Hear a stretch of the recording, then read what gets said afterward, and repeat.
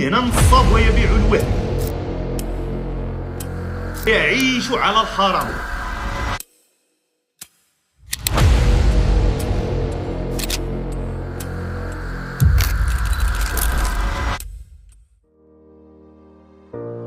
في هذا الفيديو غادي نهضروا على شاب مغربي يقدر بفضل الطموح ديالو الاصرار ديالو واللي واحد من ابرز الاسماء في عالم التجاره الالكترونيه.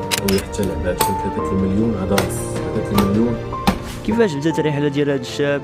شنو هي الاحداث اللي خلات يوصل لهذا النجاح؟ حتى المواقف ديالو المثيره للجدل. شي كامل وكثر غنشوفوا في هذا الفيديو.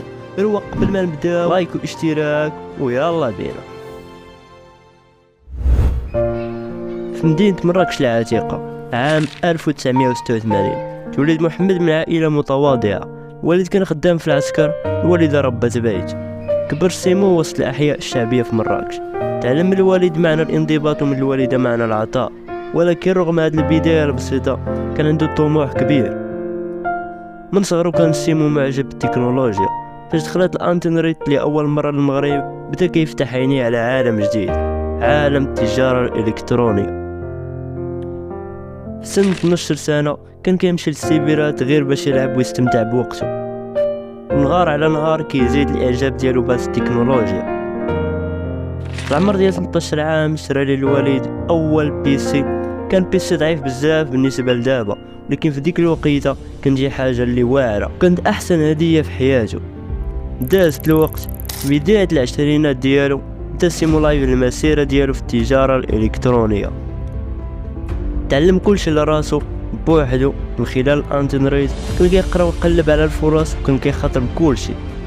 بدا كيبان في المجتمع المغربي كشاب واعد في هذا المجال.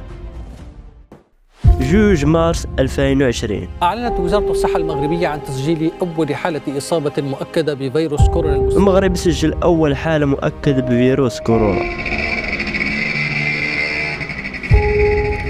في ظل هذه الجائحة فاش كان العالم كامل مسدود، قدر سيمو يستغل الفرصة ويبان مشاريع تجارية ناجحة. كان تبرع لصندوق دعم كورونا بواحد المبلغ اللي كبير، الشيء اللي خلى العديد من الناس تتساءل شكون هذا الشاب اللي قدر يتبرع بهذا المبلغ الكبير بزاف. لكن مع الشهرة كتجي المسؤولية، مع النجاح كيجيو الانتقادات. تما بداو الناس كيشكوا في نوايا سيمو لايف، وخاصة بعد ما نظم دورات تدريبية في التجارة الإلكترونية، وكان كيطالب بمبالغ كبيرة لتغطية تكاليف السفر والإقامة. كانت تلك اللحظات نقطة تحول في حياة سيمو لايف، بعد ما ولا بنادم كيتهموا بالنصب والاحتيال. واش سيمو لايف كان باغي يستغل الشباب المغربي ولا هو مجرد استثمار في تعليمهم؟ الجواب كيبقى غامض، ولكن ما يمكنش ننكروا انه قدر يصنع اسم كبير في عالم التجارة الإلكترونية. بالرغم من كل الانتقادات سيمو لايف بقى مستمر في تحقيق النجاح، واليوم كيتعتبر من ابرز رجال الاعمال في المغرب، وكيحفز الشباب المغاربه باش يديروا بحاله في مجال التجاره الالكترونيه. في الاخير قصه سيمو لايف قصه طموح ونجاح، ايضا تذكير بان الطريق الى القمه مليء بالتحديات والانتقادات. بغض النظر على المواقف المثيره للجدل اللي تعرض ليها، فكيبقى حقيقه انه صنع اثر كبير في الناس في المجال اللي خدم فيه. الله